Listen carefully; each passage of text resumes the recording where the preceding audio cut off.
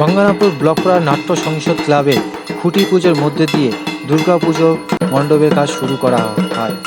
10,000 কাচের বোতল দিয়ে অভিনব পদ্ধতিতে তৈরি হতে চলেছে পুজো প্যান্ডেল। এই বিষয়ে ক্লাব কোষাধ্যক্ষ সর্বজিৎ গুহ জানান, সংসদ ক্লাবের এবার 34তম বর্ষের দুর্গাপূজার খুঁটি পূজা আজকে অনুষ্ঠিত হলো। এবার বিশেষত্ব কি থাকছে আপনাদের? আমরা একটা থিমের উপরে প্রত্যেকবারই পুজো করি, নতুনত্ব থাকে।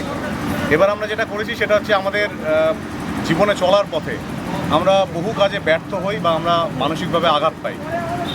আমাদের সব থেকে যার উপরে বেশি প্রভাব পড়ে সেটা হচ্ছে আমাদের মন।